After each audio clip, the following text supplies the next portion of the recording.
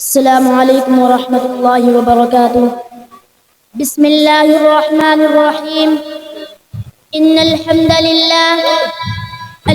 لله نحمده ونستعينه ونستغفره ونؤمن به ونتوكل عليه ونعوذ بالله من شرور أنفسنا ومن سيئات أعمالنا ونشهد أن لا إله إلا الله وحده لا شريك له ولا نظير له ولا وزير له ولا مشير له ولا معين له وصل على سيد الرسل وخاتم الأنبياء المبعوث إلى كافة للناس بشيرا ونذيرا وداعيا إلى الله بإذنه وسراجا منيرا. أما بعد فأعوذ بالله من الشيطان الرجيم. بسم الله الرحمن الرحيم. وإذ أخذ ربك من بني آدم من ظهورهم ذريتهم وأشهدهم على أنفسهم وقال النبي صلى الله عليه وسلم الدنيا سجن المؤمن وجنة الكافر. وقال في موضع آخر وفي الدنيا كأنك غريب أو عابر سبيل. اللهم صل على سيدنا محمد وعلى آل سيدنا محمد وبارك وسلم. اللهم صل على سيدنا محمد وعلى آل سيدنا محمد وبارك وسلم. اللهم صل على سيدنا محمد وعلى آل سيدنا محمد وبارك وسلم. فکر منزل ہو گئی ان کا گزرنا دیکھ کر، فکر منزل ہو گئی ان کا گزرنا دیکھ کر، زندہ دل میں ہو گیا اوروں کا مرنا دیکھ کر. کیا دل لگائے گلشن عالم ہے بے ثبات، کیا دل لگائے گلشن عالم ہے بے ثبات. آئے ہیں 4 دن کے لیے اس چمن میں ہم، نہ ہم ہوں گے نہ تم ہوگے کسی دن، نہ ہم ہوں گے نہ تم ہوگے کسی دن.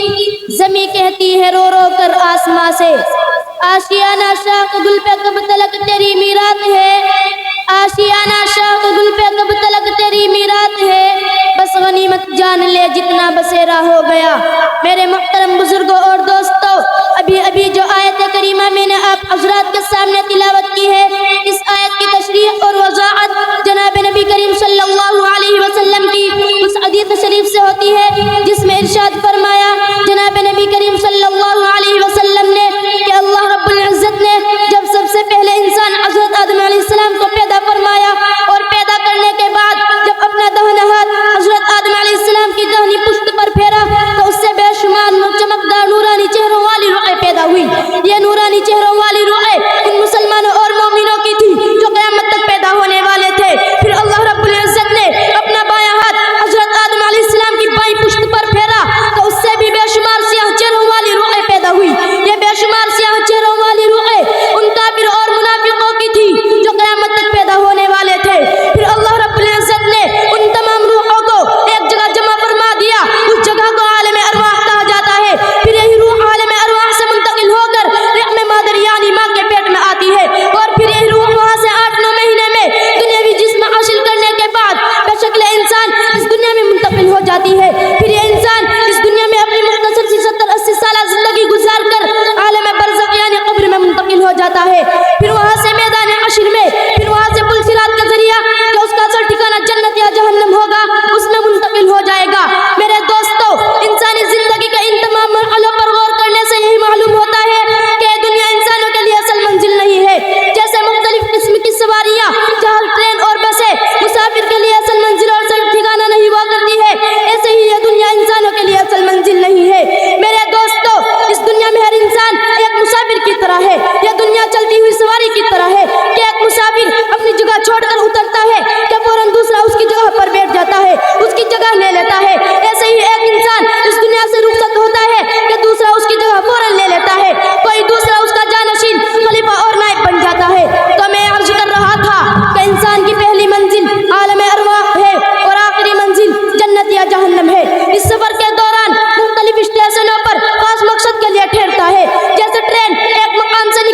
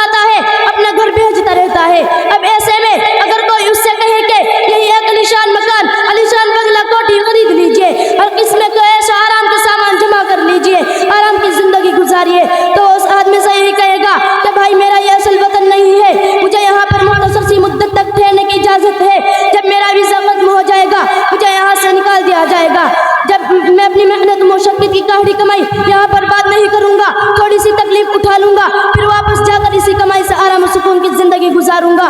मेरे दोस्तों, इस दुनिया में हर इंसान एक अपने मुख्तसर से वक्त में आखिरत की तैयारी के लिए जिंदगी का विज़ा लेकर आया है। जो आदमी मेहनत और मुशक्कत उठाकर आखिरत के लिए कमाई कर लेगा, वही जिंदगी का विज़ा खत्म हो जाने के बाद ऐशो आराम की जिंदगी गुजारेगा। मेरे मुहतरम बुजुर्गों और दोस्तों, आज का इंसान दुनिया की हर छोटी बड़ी चीज पर रिसर्च कर रहा है, हर चीज के बनने और पैदा होने के मकसद को जानने और पहचानने की कोशिश कर रहा है, मगर अफसोस कि आज वो अपने पैदा होने और खुद अपनी जिंदगी का सफर और खुद अपनी जिंदगी के मकसद से बिल्कुल गाफिल और नावाकिफ बना हुआ है। याद रखें, मकसद जिंदगी ही इंसान को बनाने और बिगाड़ने में पूरा दखल रखती है। इसलिए हर समझदार और अक्लमंद आदमी के लिए जरूरी है कि वो इस दुनिया में अपने आने के बाद पहले इन 3 सवालों का जवाब मालूम करके जिंदगी गुजारे कि वो इस दुनिया में कहां से आया, वो इस दुनिया में क्यों आया, मरने के बाद उसको कहां जाना है। एक वक्त था, वो नहीं था, एक वक्त आएगा, वो नहीं रहेगा, एक वक्त था, उसके बाप दादा थे, वो नहीं था, और एक वक्त ऐसा भी आएगा उसकी आने वाली नस्लें होगी, वो नहीं होगा। आखिर इंसान इस बात पर क्यों नहीं करता कि दुनिया के बड़े बड़े इंसान अपनी हुकूमत, अपनी सल्तनत, अपनी ताकत, अपनी दौलत, अपनी इज्जत व शोहरत, अपना औदार मनसब रखते हुए भी इस दुनिया को छोड़कर कहाँ गायब होते जा रहे हैं। आखिर इंसान इस बात पर गौर क्यों नहीं करता कि अल्लाह रब्बुल इज्जत ने इस जमीन, इस आसमान, इस चांद, इस सूरज, सितारों, पहाड़ों, समंदरों, दरियाओं, सहराओं, जंगलों में से हर एक को किसी न किसी खास काम और मकसद के लिए पैदा किया है। तो फिर वो इंसान जो तमाम कायनात में हर चीज से अफजल और अशरफ है, उसको क्यों पैदा किया है। आखिर इंसान इस बात पर भी गौर क्यों नहीं करता कि इस दुनिया में हर इंसान खुद पैदा हुआ है या उसको किसी ने पैदा किया है। और आखिर इंसान इस बात पर गौर क्यों नहीं करता कि इस दुनिया में हर इंसान खुद ब खुद मरता है या उसको कोई मारता है।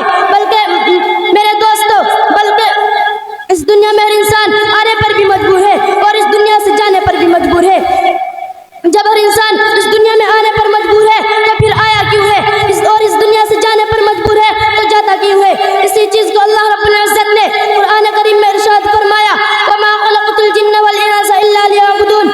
हमने इंसान और जिन्नात को सिर्फ अपनी इबादत व बंदगी के लिए पैदा ही किया है। तो मालूम यह हुआ कि इस दुनिया में इंसान के आने का मकसद सिर्फ और सिर्फ अल्लाह रब्बुल इज्जत की बंदगी है। अल्लाह रब्बुल इज्जत हम सबको अपने पैदा होने के मकसद को समझने और आखिरत की तैयारी की फिक्र अता फरमाए। अल्लाहुम्मा तक़ब्बल मिन्ना समीउल अलीम व तुब अलैना इन्नका अंतत तव्वाबुर रहीम। सुब्हान रब्बिका रब्बिल इज्जति अम्मा यसिफून व सलामुन अलल मुरसलीन वल्हम्दुलिल्लाहि रब्बिल आलमीन।